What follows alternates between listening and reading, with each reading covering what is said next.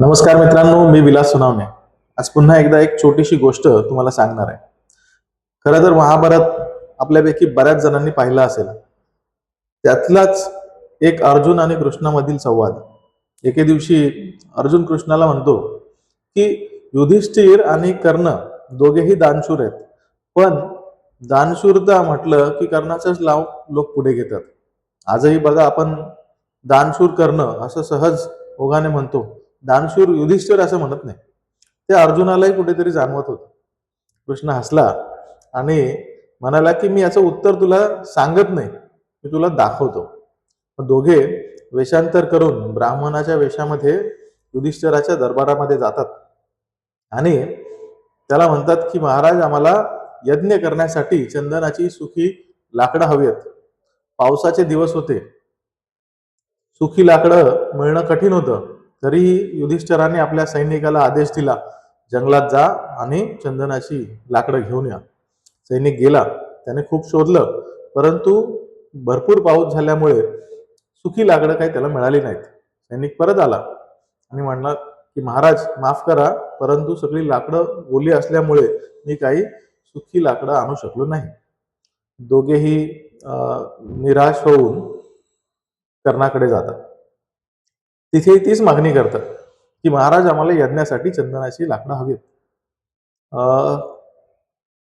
थोडा वेळ विचार करतो कर्ण की पावसाचे दिवस आहेत, बाहेर आत्ता काही चंदनाची सुखी लाकडं मिळणं कठीण आहे. आता मी यांना देऊ तर शकत नाही, मग मी करू काय? त्याने क्षणार्धात एक निर्णय घेतला.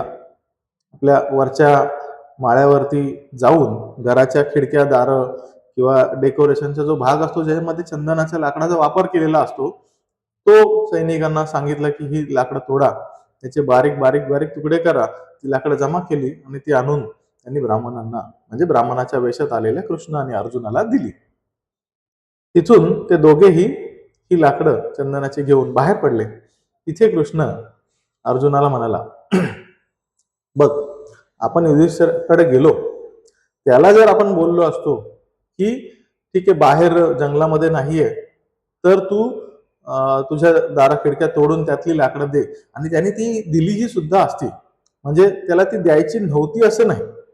परंतु त्याला जेवढी मागणी केली तेवढं त्याने त्याचे एफर्ट्स घेतले, त्याची इच्छा खूप नेक होती, त्याचे इंटेन्शन चांगले होते, परंतु रिझल्ट आले नाही. कर्णाला सुद्धा आपण तेच मागितलं, पण कर्णाने देताना आपल्या मनापासून दिलं. कर्णाला देताना त्या गोष्टीतून आनंद होतो, म्हणून त्याने रिझल्ट बघितले की नाही, मला द्यायचंय, मग मी कसंही देणार, मला रिझल्ट द्यायचंय, फक्त एफर्ट्स करून फायदा नाही.